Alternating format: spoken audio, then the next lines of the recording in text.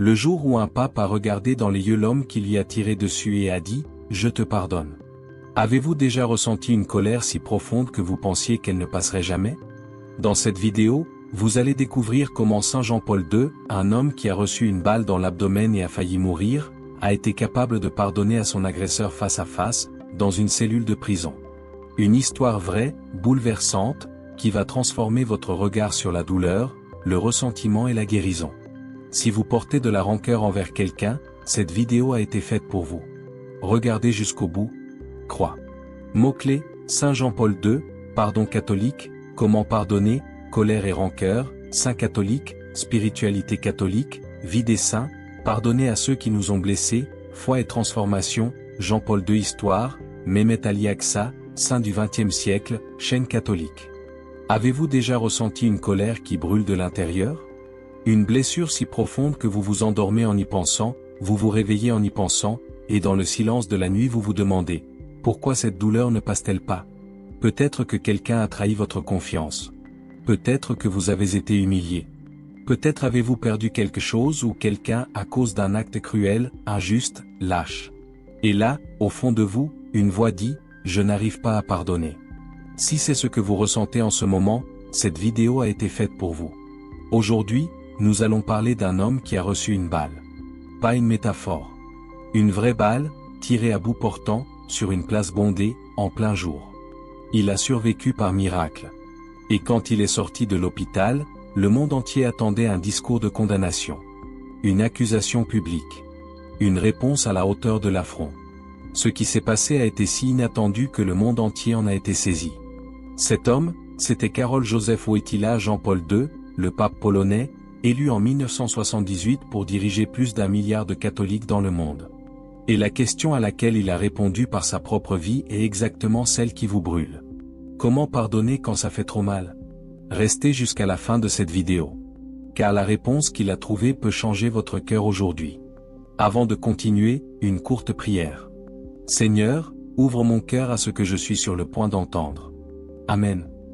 Karol Wojtyła naît le 18 mai 1920 à Wadowice, une petite ville de Pologne. La maison où il grandit est simple, marquée par la foi et le travail. Mais la douleur entre tôt dans cette vie. À seulement 8 ans, il perd sa mère. Emilia meurt d'une maladie rénale et d'une insuffisance cardiaque. La famille n'a pas le temps de se remettre. À 12 ans, Karol perd son frère aîné, Edmund, mort de la scarlatine contractée auprès d'un patient. Edmund était médecin et est mort en servant. Et à 20 ans, alors que la Seconde Guerre mondiale ravage l'Europe, il perd son père. Il se retrouve seul. Complètement seul. Puis vient l'occupation nazie de la Pologne. Les Allemands ferment l'université. Interdisent la culture polonaise. Les déportations, les fusillades, les camps commencent. Karol travaille dans une carrière pour survivre et échapper aux rafles. Il porte des pierres à main nue. Il voit des amis disparaître. Plus tard, quand la guerre se termine, vient l'oppression soviétique. L'Église est surveillée. Des prêtres sont emprisonnés. Des évêques sont mis sous surveillance. Et Karol, déjà prêtre, déjà évêque, déjà cardinal, apprend dès le début ce que c'est que de vivre sous le poids d'un pouvoir qui veut vous écraser. Mais il ne s'aigrit pas. Il apprend. En 1978, avec 62 ans d'une vie chargée, Karol Wojtyła est élu pape. Le premier pape non italien depuis 450 ans. Le pape polonais. Le pape de l'Europe de l'Est. Le pape venu de là où personne ne l'attendait. Et le monde entier sent que quelque chose de différent est en train de se passer. Jean-Paul II commence à voyager comme aucun pape avant lui. Il visite des pays. Il embrasse des foules. Il parle aux gens en face, dans les yeux. Il n'a pas peur du contact humain, peut-être parce que depuis l'enfance il a appris que la douleur est réelle, que la souffrance n'est pas abstraite, que les gens portent des choses lourdes au fond de leur poitrine. Et c'est justement ce pape, cet homme qui a survécu à la perte de sa famille, à la guerre, à la dictature, à l'isolement qui, par un après-midi de printemps à Rome, va se retrouver face à la douleur la plus brutale de sa vie. Une douleur qui ne vient pas d'un système politique. Qui ne vient pas d'une maladie. Qui vient d'une balle. Tirée par un être humain. Avec l'intention de tuer. Ce qui se passe dans cet instant va définir qui est vraiment Jean-Paul II et va apprendre au monde entier ce que signifie pardonner pour de vrai. Le 13 mai 1981. C'est un mercredi. La place Saint-Pierre, au Vatican, est pleine. Il est 17h17. Le soleil de l'après-midi baigne le travertin blanc des colonnes du Bernin. Jean-Paul II parcourt la place debout dans la papamobile blanche, ouverte. Comme d'habitude, il tend la main pour toucher les gens. Il prend un bébé dans les bras. Il sourit. Alors 2 coups de feu. Le pape s'effondre. Le sang tache la soutane blanche. La panique s'installe. Les gens crient. La sécurité réagit. Dans la papamobile, quelqu'un soutient Jean-Paul II dans ses bras tandis que le véhicule accélère en direction de l'infirmerie du Vatican. Le tireur est Mehmet Ali Agca, un terroriste turc de 23 ans. Il tire de moins de 6 mètres. 2 balles atteignent le pape à l'abdomen. L'une passe à quelques millimètres de l'aorte. Les médecins diront par la suite que la survie était inexplicable. Jean-Paul II lui-même attribuera sa vie à l'intervention de Notre-Dame de Fatima, ce n'est pas un hasard. Le 13 mai est la date de la première apparition de Fatima, en 1917. Mais le moment qui compte pour cette vidéo n'est pas celui de l'opération. Ni celui de la convalescence. Ni celui du miracle médical. Le moment qui compte, c'est ce qui se passe dans le cœur d'un homme qui vient d'être abattu. Le pape passe des heures sur la table d'opération. Il perd près des 3/4 du sang de son corps. Les médecins travaillent pendant plus de 5 heures. Quand il reprend conscience, il souffre intensément. Affaibli. Plus vulnérable qu'il ne l'a jamais été dans sa vie publique. Et vous savez quoi? À ce moment précis, à ce moment exact où n'importe quel être humain aurait tout le droit d'être consumé par la colère, la peur, la révolte, Jean-Paul II fait quelque chose que personne n'attendait. Il pardonne. Peu après l'attentat, alors qu'il est encore en convalescence, il déclare publiquement qu'il pardonne à l'homme qui lui a tiré dessus. Mais il ne s'arrête pas là. En décembre 1983, 2 ans après l'attentat, Jean-Paul II se rend personnellement à la prison de Rebibbia, à Rome, où Mehmet Ali Agca purge sa peine. Il entre dans la cellule. Il s'assoit à côté de l'homme qui a tenté de le tuer. Il s'entretient avec lui en privé pendant près de 21 minutes. Les paroles échangées n'ont jamais été révélées entièrement par le pape. Seul lui et Agca savent ce qui a été dit dans ce silence de cellule. Mais en sortant, le pape dit simplement « Je lui ai parlé comme on parle à un frère que l'on a pardonné ». Agca, de son côté, est visiblement ébranlé. Lui, un homme entraîné pour tuer, un homme qui était entré sur cette place sans hésiter, pleure. Plus tard, il dira qu'il ne comprend pas le pape. Qu'il ne comprend pas comment quelqu'un peut pardonner ainsi. Et c'est exactement la question que la plupart d'entre nous ne savons pas non plus répondre. Comment a-t-il fait? D'où vient cette force qu'aucun être humain ne semble capable d'avoir seul? Jean-Paul II n'a pas pardonné parce qu'il était surhumain. Il a pardonné parce qu'il avait quelque chose que la plupart des gens ne cherchent pas, une vie intérieure profonde, construite au fil de décennies de prières, de souffrances et de foi. Mais il nous a également laissé des enseignements concrets. Des choses que nous pouvons apprendre. Des choses que nous pouvons mettre en pratique. Le premier enseignement est celui-ci, pardonner, ce n'est pas faire semblant que la douleur n'existe pas. Jean-Paul II n'a pas minimisé ce qui s'était passé. Il a failli mourir. Il a souffert. Il a passé des mois à se remettre physiquement. Pardonner n'a pas consisté à effacer la réalité.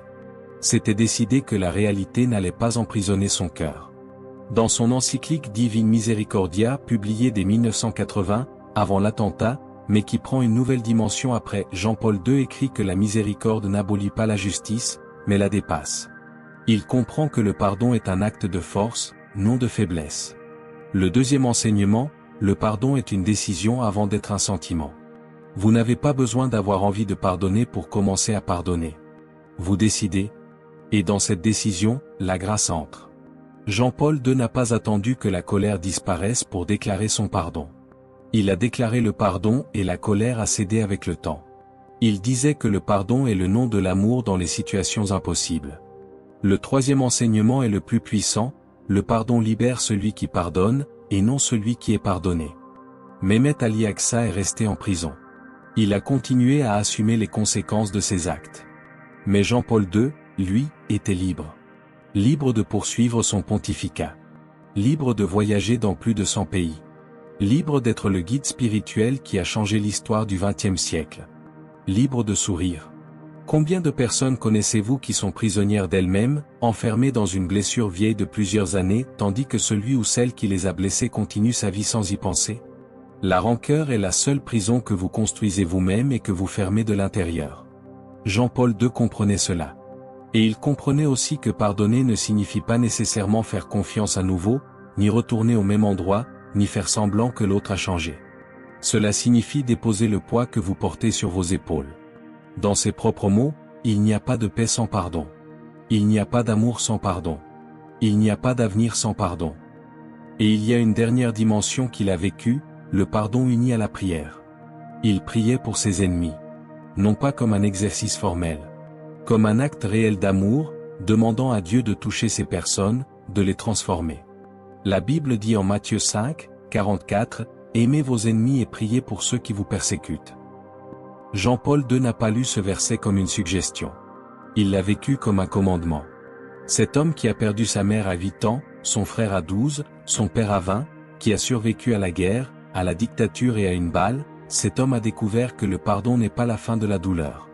C'est le commencement de la guérison.